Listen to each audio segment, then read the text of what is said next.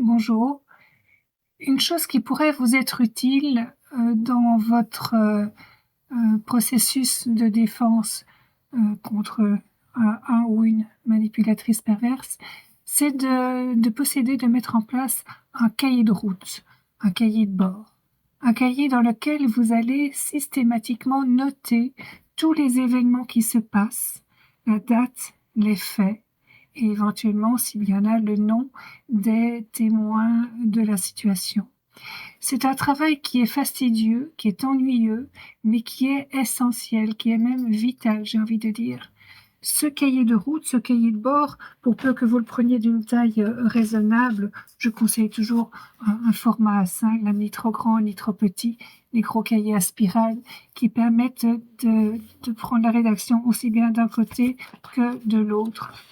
Ça va être très très utile parce que vous allez donc d'un côté noter tous les faits avec les dates des situations antérieures qui sont encore dans votre mémoire pour les fixer sur papier et ensuite au fur et à mesure des événements.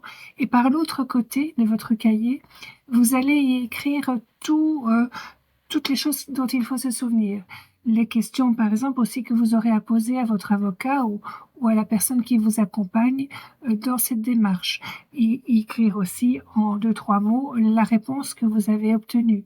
Les mémoires, par exemple, aussi noter les références d'un bouquin ou d'une association, de tout ce qui pourrait vous être utile sur ce chemin de libération de là ou du pervers narcissique. Donc ce cahier de route va vous être très très précieux, notamment aussi pour voir avec l'avocat ce qui peut être utilisable ou pas. C'est une manière de libérer, de dégager votre mémoire de l'obligation de se souvenir de tout. Quand on est dans une situation avec un ou une manipulatrice, il y a énormément d'informations qui, prises individuellement, n'ont pas tellement d'importance parfois, mais par contre, c'est l'ensemble qui fait qu'il y a un gros problème et que l'on peut alors agir. Bien, ce cahier de route, il a comme objectif de rassembler tout ça sans encombrer votre mémoire, sans vous pousser dans des situations d'angoisse, de peur d'oublier et effectivement d'oublier le moment venu peut-être devant les gendarmes ou la police lors d'un dépôt de plainte, vous serez confuse ou confus et vous oublierez certaines choses qui sont importantes et qui seront dans ce cahier.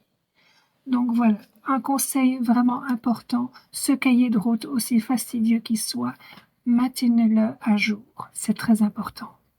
Bien, j'espère que ce petit conseil vous sera utile. N'hésitez pas à me donner vos retours.